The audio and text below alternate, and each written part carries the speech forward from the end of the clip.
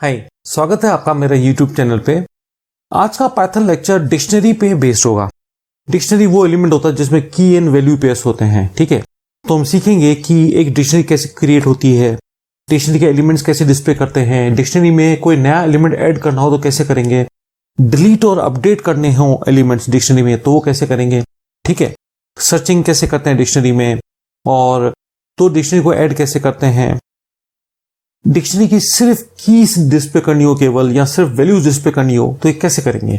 ये सब कुछ चीजें हम प्रैक्टिकली करेंगे कोडिंग के जरिए। तो आइए कंप्यूटर पे चलते हैं। इस लेक्चर में हम सीखेंगे कि डिक्शनरी में की वैल्यू पेयर्स कैसे स्टोर होती हैं। ये देखिए एक डिक्शनरी है, ठीक है। इसके जरिए अपडेट कैसे करते हैं एक डिक्शनरी को, उसके आइटम्स को कैसे डिस्प्ले करते हैं, उसकी कीज को कैसे एक्सेस करते हैं, और डिलीट कैसे करते हैं और सॉर्ट कैसे करते हैं। फॉर एग्जांपल देखो मैं इसको रन कर रहा हूं, ये देखिए ये मेरी एक डिक्शनरी है, उसके आइटम्स दिखा रहा है, ठीक है। उसकी सिर्फ कीज को भी एक्सेस कर रहे हैं। देखो सिर्फ कीज में देखो उससे नाम आए हैं। वैल्यूज भी एक्सेस कैसे करते हैं, मर्जिंग कैसे करते हैं और चेंज कैसे करते हैं, ठीक है। एक तो ये, और ना केवल ये, हम इसको विद डायग्राम भी समझेंगे कि कैसे स्टोर होता है इंटरनली। एक एसोसिएटिव एरे, डिक्शनरी को एसोसिएटिव एरे भी बोलते हैं या की वैल्यू पेयर्स भी बोलते हैं, हैश टेबल भी बोलते हैं कई लैंग्वेजेस में, ठीक है। तो ये अंदर कैसे स्टोर होता है, की से क्या एक्सेस होगा, वैल्यू से क्या एक्सेस होगा, एटम्स मेथड से क्या एक्सेस होगा, सॉर्टिंग कैसे होती है ना। तो इसको एंड तक देखिएगा लेक्चर को। चलिए स्टार्ट करते हैं। इस लेक्चर में हम सीखेंगे कि पाइथन में डिक्शनरीज क्या करती हैं। हमने सीक्वेंसेस देख लिए थे जिसमें लिस्ट, स्ट्रिंग्स, ट्यूपल्स कर लिए थे। अब ये जो डिक्शनरी है ये भी एक डेटा टाइप है पाइथन का। हाँ, इसमें फर्क क्या है वो बताता हूं। देखिए आज से पहले जब भी अपन ने एरेज बनाए थे तो एरेज की जो लोकेशन होती थी, इंडेक्स लोकेशन 0, 1 और 2 होती थी। ये एक डिक्शनरी है। तो इसमें मैं बता दूं आपका ये जो पिज्जा है ना, ये इंडेक्स लोकेशन है। यानी डिक्शनरी को हम दूसरी लैंग्वेजेस में एसोसिएटिव एरेज भी बोलते थे, हैश टेबल भी बोलते थे। इसके अंदर बेसिकली की एंड वैल्यू पेयर्स होते हैं। यानी ये पिज्जा है ना, ये की है और उसकी वैल्यू कितनी है 60। ये हॉटडॉग क्या है, ये की है, ये इसकी वैल्यू, यानी ये की वैल्यू पेयर्स होते हैं। और प्रिसाइसली अपन ऐसे भी कर सकते हैं कि जो कीज है ना ये इसकी इंडेक्स लोकेशंस है। यानी इंडेक्स लोकेशंस न्यूमेरिकल ना होकर स्ट्रिंग्स भी हो सकती हैं, ठीक है। इसको और प्रिसाइसली समझाता हूं मैं आपको। ये देखिए डिक्शनरीज में की वैल्यूज पेयर्स होती है। ये एक कलेक्शन होता है डेटा का जो ऑर्डर्ड होता है। ऑर्डर्ड यानी एक बार डेटा चला जाता है तो वो एक अपनी सीक्वेंस, एक इंडेक्स लोकेशन पे रहेगा। यानी हर एलिमेंट की एक प्रिसाइज लोकेशन होगी, ठीक है। और ऑब्वियसली हर एलिमेंट को उसकी इंडेक्स लोकेशन को स्पेसिफाई करके, उसकी की वैल्यू को स्पेसिफाई करके एक्सेस किया जा सकता है। ध्यान रखना डिक्शनरी म्यूटेबल है। देखिए स्ट्रिंग्स और ट्यूपल्स इम्यूटेबल था। अगर आपको स्ट्रिंग्स और ट्यूपल्स में कुछ चेंजेस करने होते थे तो आपको उनकी कॉपी बनानी पड़ती थी। लिस्ट म्यूटेबल था, वैसे ही डिक्शनरी भी म्यूटेबल है। अगर आपको डिक्शनरी के अंदर कुछ चेंजेस करने हैं, आपको उसकी कॉपी बनाने की जरूरत नहीं है, आप उसी के अंदर चेंजेस कर सकते हो। अब शुरू करते हैं पहला प्रोग्राम। ये देखिए मैंने एक डिक्शनरी डिफाइन की, एम्प्टी डिक्शनरी कर्ली ब्रेसेस के साथ। ध्यान रखना लिस्ट में स्क्वायर ब्रैकेट्स थे, ट्यूपल में पैरेंथेसिस थे, राइट। डिक्शनरी में कर्ली ब्रेसेस हैं, राइट। अब ये आपने curly braces open and close कर दिया तो ये प्राइसेस करके एक डिक्शनरी बन गई एम्प्टी। आप इसके अंदर की वैल्यू पेयर कैसे डालते हैं, इंडेक्स लोकेशन के अंदर आप की होगी और ये वैल्यू है। ये देखिए प्राइसेस पिज्जा एक इंडेक्स लोकेशन है, उसकी वैल्यू क्या होगी 60। प्राइसेस हॉट डॉग ये इसका इंडेक्स लोकेशन है, इसकी वैल्यू होगी 15। आप डिक्शनरी को एक 2 डायमेंशनल एरे भी मान सकते हो जिसके अंदर पहला कॉलम के अंदर सारी कीज हैं, सेकंड कॉलम के अंदर सारी वैल्यूज हैं। और बेसिकली एक्चुअल तो ऐसे है कि इंडेक्स लोकेशन जो है वो स्ट्रिंग्स हैं और ये जो वैल्यूज हैं ये 1 डायमेंशनल एरे के रूप में स्टोर होती हैं, ठीक है। तो ये आपने एक डिक्शनरी बना ली जिसके अंदर 3 की वैल्यू पेयर्स डाल दी, पिज्जा, हॉट डॉग और बर्गर, उनकी प्राइजेस के साथ, ठीक है। जब आप डिस्प्ले करोगे food item with the prices are, और आपने प्राइजेस का डिस्प्ले कर दिया तो क्या होगा, पिज्जा 60 पैरेंथेसिस के अंदर बंद, यानी एक ट्यूपल बन जाएगा, कॉमा हॉट डॉग 15, ये अलग ट्यूपल बन जाएगा पैरेंथेसिस में। ऐसे करके 3 ट्यूपल बन जाएंगे और ये तीनों के तीनों ट्यूपल एक स्क्वायर ब्रैकेट के अंदर बंद हो जाएंगे। यानी एक तरीके से जब आप डिस्प्ले करेंगे डिक्शनरी को तो ये एक लिस्ट है ट्यूपल्स का, ठीक है, जिसमें हर जो ट्यूपल है एक की और वैल्यू का पेयर होगा, ठीक है, पैरेंथेसिस के अंदर बंद। तो ये आपका प्राइसेस डिस्प्ले हो गया। और एक तरीका और भी है डिस्प्ले करने का, ये देखिए all the items that is food and the prices in the dictionary are, और ये फॉर लूप के जरिए। यहां पे एक चीज समझना, आइटम्स जब भी वर्ड है ना, यानी ये पूरा सेट, ये जो पिज्जा और 60 पूरा मिला के आइटम्स है। ये हॉट डॉग और 15 ये पूरा आइटम्स कहलाएगा। की एंड वैल्यू के जोड़ को आइटम्स कह रहे हैं। देखिए अगर मैं सिर्फ कीज बोलूंगा तो सिर्फ पिज्जा, हॉट डॉग, बर्गर आएगा। सिर्फ वैल्यूज मेथड को यूज करूंगा तो सिर्फ 60, 15 और 20 ये वैल्यूज आएंगी। लेकिन जब मैं आइटम्स बोलता हूं तो ये पूरा निकलेगा। पिज्जा 60 एक सेट निकलेगा, फिर हॉट डॉग 15 दूसरा सेट निकलेगा ऐसे।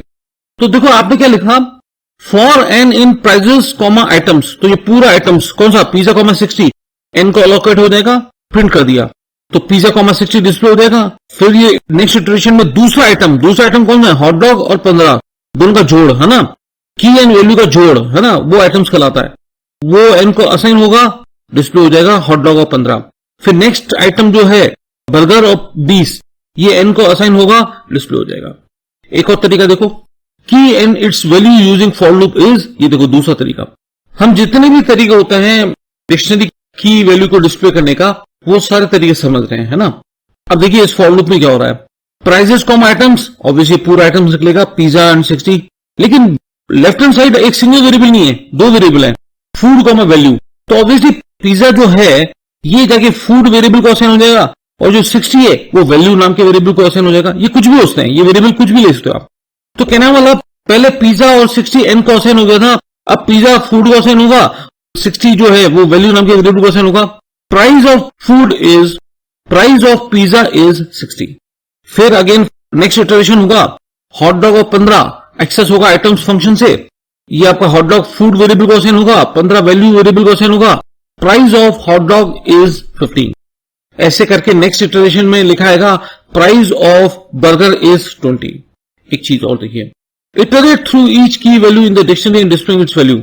अब हम सिर्फ वैल्यू डिस्प्ले कर रहे हैं, कैसे, फॉर आई इन प्राइसेस। देखो मैं एक बार फिर से बोल दूं, अगर आप प्राइसेस डॉट आइटम्स लिख रहे हो तो पूरा की वैल्यू पेयर निकलेगा, लेकिन सिर्फ प्राइसेस अगर डिक्शनरी अकेला नाम ले रहे हो तो सिर्फ कीज निकलेंगी। यानी आपके प्राइसेस जब आप लिखोगे तो पहली की कौन सी, पिज्जा, ये आई को असाइन होगी, प्राइसेस पिज्जा में क्या है, 60 डिस्प्ले होगा। अगेन नेक्स्ट इटरेशन में नेक्स्ट प्राइसेस कौन सा है, हॉट डॉग, तो वो हॉट डॉग आई को असाइन होगा। प्राइसेस हॉट डॉग की वैल्यू डिस्प्ले करो, प्राइसेस हॉट डॉग में क्या है, 15। कुल मिला के आप की को अगर आप ऐसा इंडेक्स यूज करते हो तो वैल्यू एक्सेस हो जाएगी। ठीक है, इसको रन करके देखते हैं। इसको मैंने कॉपी किया, कंट्रोल सी किया, स्पाइडर खुला हुआ है, कंट्रोल वी किया, पेस्ट किया। अब मैं इसको रन करता हूं। ये देखिए output, food items with the prices is, ये देखिए देख रहे हैं आप, pizza colon 60, hot dog colon 15, ये आपका की वैल्यू पेयर प्रिंट हो गया कर्ली ब्रेसेस के अंदर। देख रहे हैं आप, ये आपका प्राइसेस डॉट आइटम्स मेथड से एक एक आइटम यानी की वैल्यू पेयर एन को असाइन होगा और डिस्प्ले होता गया। ये देखिए, ये देख रहे हैं आप, एज ए ट्यूपल प्रिंट हुए हैं, है ना, एक एक वैल्यू। ठीक है, फिर ये देखो फूड वैल्यू पेयर के जरिए हमने ये प्राइस ऑफ पिज्जा इज, जो याद है आपको, प्राइस ऑफ पिज्जा इज, एक एक वैल्यू हर एक आइटम्स में से की फूड वेरिएबल को असाइन होगी और जो वैल्यू है वो वेरिएबल को असाइन होगी, और आपने उसको डिस्प्ले कर दिया ऐसे, प्राइस ऑफ की वैल्यू और फिर इज और वैल्यू, है ना। और इसके जरिए जैसे अभी हमने बोला कि सिर्फ वैल्यूज प्रिंट होंगी, है ना। अगला प्रोग्राम समझते हैं। ये प्रोग्राम ये सिखाने के लिए कि एक डिक्शनरी में सर्च कैसे करते हैं और नया आइटम कैसे ऐड करते हैं। ठीक है, ये प्रोग्राम पहले एक मिनट समझ लेते हैं। आपने एक डिक्शनरी ली जिसका नाम रखा कंट्री कैपिटल, कंट्री और उसका कैपिटल, कंट्री और उसका कैपिटल, कंट्री और उसका कैपिटल। अब कहने की जरूरत नहीं है कि जितने भी कंट्रीज हैं, ये यूएस, यूके और इंडिया, ये कीज कहलाएंगी, और जो उनके कैपिटल्स हैं, देख रहे हैं आप, ये Washington DC, London, new Delhi, ये उनकी वैल्यूज हैं। ठीक है, अब स्क्रीन पे क्या होगा देखिए, enter whose capital is required. आपसे कंट्री पूछा जा रहा है, जो कंट्री आप डालोगे उसका कैपिटल डिस्प्ले होगा। ठीक है ना, मैंने जान से गलत डाल दिया, मैं डाल दिया अफगानिस्तान। अफगानिस्तान किसको असाइन होगा, एन को। क्या एन इस कंट्री कैप, देखो जब आप सिर्फ डिक्शनरी का नाम लोगे तो सिर्फ कीज को ही रेफर करता है, राइट। अभी हमने पिछले प्रोग्राम में सीखा था। तो ये यूएस, यूके और इंडिया, ये जो इन तीन कीज है, इसमें अफगानिस्तान को ढूंढने का है क्या, होता तो इफ स्टेटमेंट रन होता, ये दो स्टेटमेंट रन होते, नहीं तो आएगा sorry the country Afghanistan does not exist in a dictionary. ठीक है जी, आपने फिर रन किया, इस बार हमने डाला यूके, यूके एन को असाइन होगा। क्या यूके इस जो ये कीज है यूएस, यूके और इंडिया में है क्या, बिल्कुल है। तो देखो आउटपुट डिस्प्ले करने का तरीका, दो तरीके हैं, गौर से सुनना। The capital of UK is, ये अभी हम सीख के आए कि अगर आप डिक्शनरी और अंदर की का नाम लिखोगे तो उसकी वैल्यू डिस्प्ले होगी। तो कंट्री कैप अंदर यूके होगा अगर इंडेक्स लोकेशन, तो उसकी वैल्यू क्या आएगी, लंदन। तो लिखाएगा the capital of UK is London, display होगा। एक और मेथड है गेट। अगर आप गेट और ये पैरेंथेसिस के अंदर यहां पे जो की है वो इंडेक्स लोकेशन के रूप में है, तो स्क्वायर ब्रैकेट यूज करें अपन। यहां पे गेट मेथड यूज कर रहा हूं।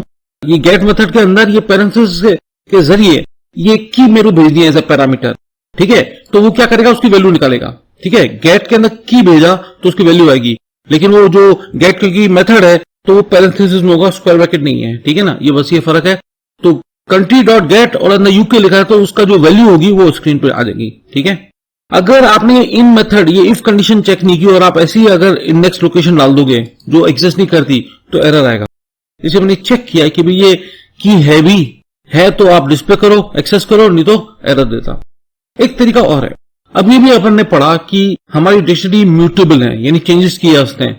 तो क्या इसके अंदर कोई वैल्यू डिलीट भी कर सकता हूं? बिल्कुल। नई वैल्यू ऐड भी कर सकता हूं? बिल्कुल। देखिए, ये देखिए, मैं एक नया की ले रहा हूं ऑस्ट्रेलिया, उसकी वैल्यू क्या ले रहा हूं, स्वीडन, ठीक है। ऑस्ट्रेलिया और स्वीडन करके एक नया की और वैल्यू डाल रहा हूं। तो कंप्यूटर क्या करता है, ध्यान रखना, अगर ये ऑस्ट्रेलिया पहले से ही होता तो उसकी वैल्यू जो भी रही होगी उसको चेंज करके स्वीडन डाल देता, ये अपडेशन कर देता, ठीक है। लेकिन क्योंकि नहीं है तो उसको अपेंड कर देगा, लास्ट में ऐड कर देगा। अब आप डिस्प्ले कर रहे हो, वही कंट्री और कैपिटल डाल दिए, दो वेरिएबल लिखे हैं। जब अपन आइटम्स मेथड यूज करेंगे तो जो कंट्री निकलेगा वो इस कंट्री वेरिएबल को असाइन होगा और जो उसका कैपिटल निकलेगा वो इस कैपिटल वेरिएबल को असाइन होगा। मैं फिर से बोलता हूं, ये वेरिएबल कुछ भी ले सकते हो आप, के और पी भी ले सकते हो, है ना। उसके बाद क्या होगा, कैपिटल ऑफ जो भी कंट्री होगा, कंट्री वेरिएबल को असाइन होगा वो डिस्प्ले होगा, इज और उसका कैपिटल। ये लूप चलता रहेगा और आपके जितने भी कंट्री और कैपिटल होंगे जो एग्जिस्टिंग है डिक्शनरी के, वो डिस्प्ले हो जाएंगे। इसको रन करते हैं एक बार, ये देखिए,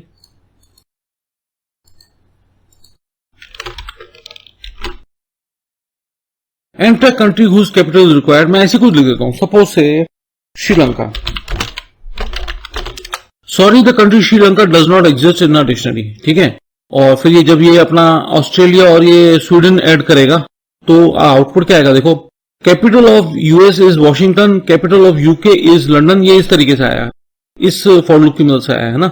capital of UK is London, capital of India is new Delhi, capital of Australia is Sweden. वो चौथा ऐड हो गया ना इसके जरिए।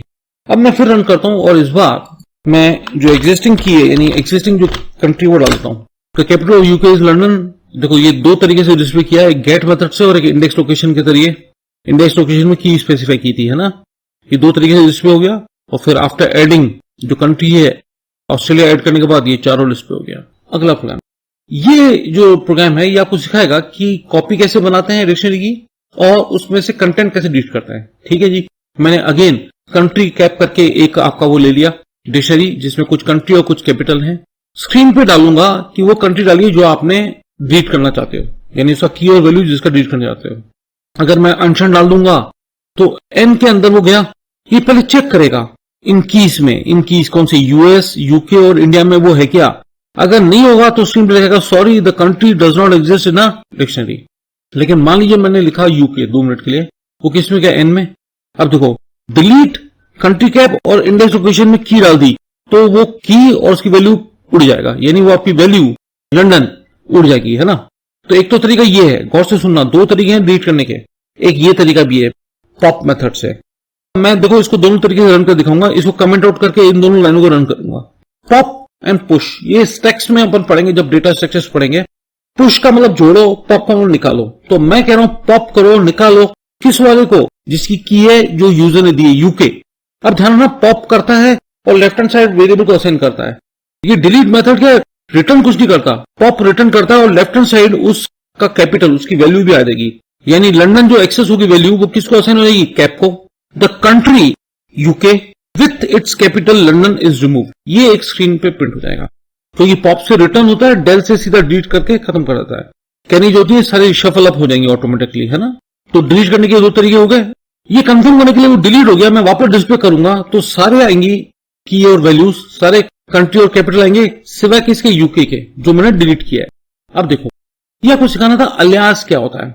अलियास का मतलब कोई नया ऑब्जेक्ट नहीं बनेगा, ये एक पॉइंटर भी उसी डिक्शनरी को पॉइंट करेगा। यानी कंट्री अलायंस जो है ये इस कंट्री कैप को ही पॉइंट कर रहा है, अलग से उसकी मेमोरी एलोकेट नहीं हुई है, ठीक है, अलग से नया ऑब्जेक्ट नहीं बनाया।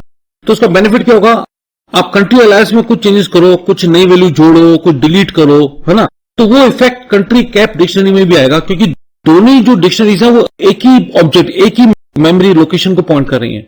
आप दोनों के जरिए कुछ भी चेंजेस करो वो एक दूसरे में इंपैक्ट दिखाएंगे। ठीक है, अगर आपने कॉपी मेथड यूज किया तो क्या होगा, बकायदा उसकी एक सेट बनेगा, अलग से एक नया मेमोरी ऑब्जेक्ट बन जाएगा। देखो मैं इधर क्या कर रहा हूं, कंट्री कैप का एक मेथड कॉल करूं कॉपी, और लेफ्ट हैंड साइड मैंने एक नया डिक्शनरी बना लिया कंट्री कॉपी करके। अब कंट्री कैप अलग है, वो उसकी मेमोरी में अलग एग्जिस्टेंस है, और कंट्री कॉपी अलग एग्जिस्ट करता है। तो अगर कंट्री कैप डिक्शनरी में हमने कुछ चेंजेस किए तो कंट्री कॉपी में नहीं दिखेंगे वो चेंजेस। ठीक है, अलायंस में ऐसा नहीं था, अलायंस में वो दोनों एक ही चीज को पॉइंट कर रहे थे, एक ही मेमोरी लोकेशन को पॉइंट कर रहे थे, एक ही ऑब्जेक्ट को पॉइंट कर रहे थे। अब देखो मैं क्या कर रहा हूं, पॉप आइटम। देखो पॉप क्या करता है, जो आपने इंडेक्स लोकेशन बोली, जो आपने की बोली, से वही आइटम हटाएगा। पॉप आइटम हमेशा लास्ट आइटम उठाता है। स्टैक में हमेशा लीफो होता है, last and first out. Last कौन सा कंट्री है, यानी ये इंडिया और न्यू दिल्ली, पूरा डिलीट हो जाएगा। तो क्या ये सिर्फ कंट्री कैप से डिलीट हुआ? बकायदा कंट्री कैप में तो ये दिखाएगा कि ये डिलीटेड हो गया। ये अगर कंट्री अलायंस से भी मैं करूंगा डिस्प्ले करने की कोशिश, तो उसमें से भी डिलीटेड दिखाएगा। ये देखो मैं जानबूझकर ये प्रिंट स्टेटमेंट डाला जिसके मैं कंट्री अलायंस डिस्प्ले कर रहा हूं। आप देखोगे कि वो आइटम जो लास्ट जो आपने डिलीट किया था वो कंट्री अलायंस में से भी डिलीटेड दिखाएगा। तो आपके अभी कौन कौन से नाम हट गए, एक तो यूके हट गया, आपने जो इधर यूके डिलीट किया था, और एक लास्ट हट गया, तो अब आपका यूएस एंड वॉशिंगटन ही दिखाएगा। ठीक है, कंट्री कैप डॉट क्लियर का मतलब है सारे डिलीट कर दो, सारे की वैल्यू पेस्ट उड़ जाएंगे। तो क्या ये कंट्री अलायंस में से भी हट गए? ऑब्वियसली दोनों एक ही चीज को पॉइंट कर रहे थे। और मैं ये वेरीफाई भी करता हूं कैसे, उसकी लेंथ प्रिंट करके। अगर मैं कंट्री कैप के सारे एलिमेंट डिलीट कर चुका हूं, की वैल्यू पेयर्स डिलीट कर चुका हूं, अब मैं लेंथ करूंगा तो वैल्यू आएगी 0। लेकिन जब मैं कंट्री कॉपी के आइटम्स को डिस्प्ले करूंगा तो जितनी भी कॉपीज होंगी, जब मैंने इसको इसी कॉपी बनाई थी तब कितने आइटम थे, 2 थे, है ना, सिर्फ ये डिलीट हुआ था, यूके लंदन, यूएस वॉशिंगटन और इंडिया न्यू दिल्ली, ये दिखाएगा इधर।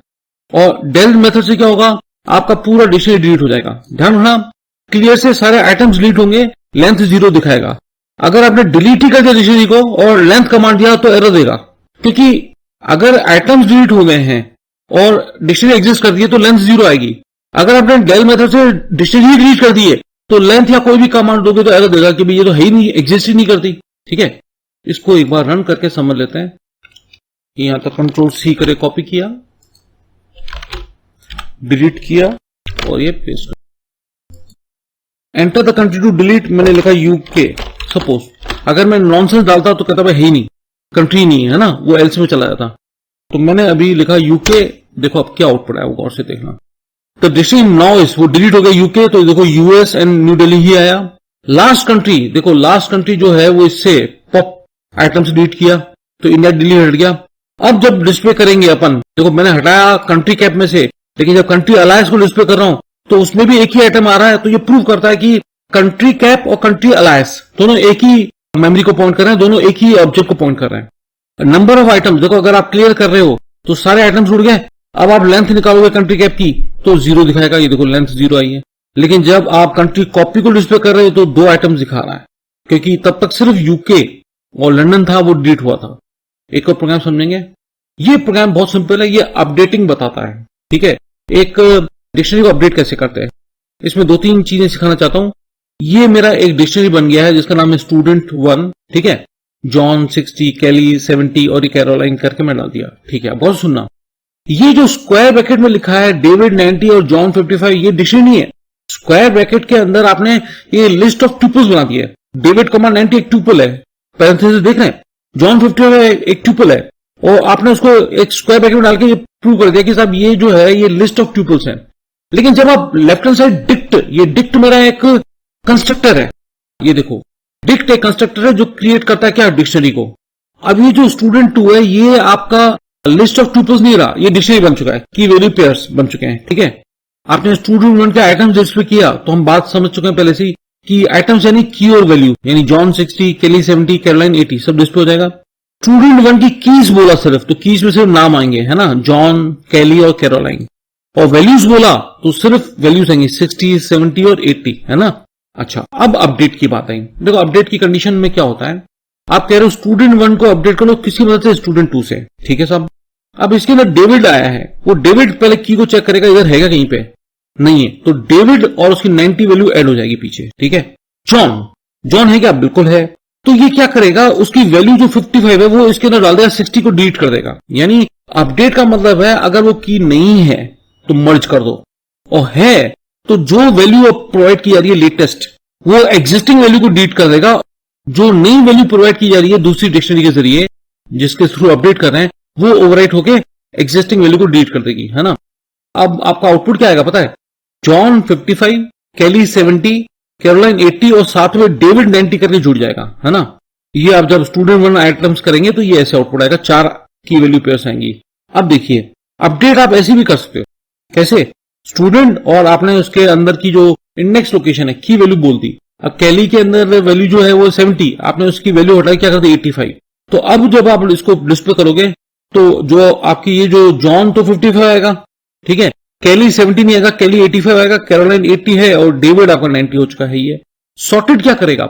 सॉर्टेड आपके जो की वैल्यू पेयर्स को सॉर्ट कर देता है, ठीक है। लेकिन आपने देखो, आप इधर गौर से सुनना, सॉर्टेड के अंदर सिर्फ स्टूडेंट वन लिखा है, आपने आइटम्स वगैरह कुछ नहीं लिखा, तो बाय डिफॉल्ट सिर्फ की सॉर्ट होंगी। तो कीज यानी ये नाम सॉर्ट होंगे सिर्फ।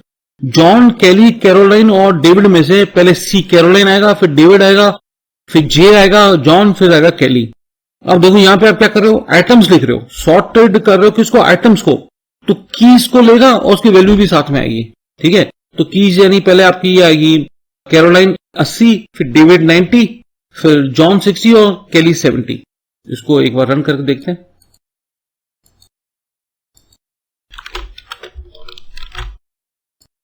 The items in the dictionary student 1 are John 60, Kelly 70, Caroline 80। क्यों? क्योंकि आपने इधर आइटम्स लिखा है, यहां पे सिर्फ कीज लिखा है। तो देखो सिर्फ कीज में क्या आएगा? जॉन, कैली और कैरोलाइन से कीज आई। अगले में आपने सिर्फ वैल्यूज लिखा है तो उसकी वैल्यूज यानी मार्क्स आएंगे या जो भी है, ठीक है। Items in the dictionary after merging, update किया तो उसमें आपका जॉन जो था वो कॉमन था, तो जॉन की जो वैल्यू थी वो 60 हट के अब 55 हो गई और डेविड जुड़ गया था। Items in the dictionary student after updating, updating कैसे? आपने इधर ये अपडेट किया, किसी कैली की वैल्यू 85 कर दी। अब तो पहले कैली की वैल्यू थी 70, यहां पे आपने अपडेट किया तो कैली की वैल्यू कितनी आ गई? 85। Keys in the dictionary after it is sorted, सिर्फ कीज देखो यानी नेम सॉर्ट हो गया। देखो कैरोलाइन, डेविड, ये अल्फाबेटिकली देख रहे हैं, और इसमें आपने सिर्फ की सॉर्ट नहीं की, आपने आइटम्स भी सॉर्ट किए। देखो कैरोलाइन के साथ उसके वैल्यू भी आ गई, डेविड भी आ गया, ये सब अल्फाबेटिकली सॉर्टेड है कीज के आधार पे, साथ में वैल्यू भी आ गई। अगर आपको ये लेक्चर समझ में आया तो आप मेरे चैनल को सब्सक्राइब कीजिए, वीडियो को शेयर कीजिए और कमेंट्स में लिखिए कि आपको मेरे प्रोग्राम समझ में आ रहे हैं। आपको सजेशन देना चाहे तो कमेंट्स में जरूर लिखिएगा। Thanks for watching the video, have a nice day.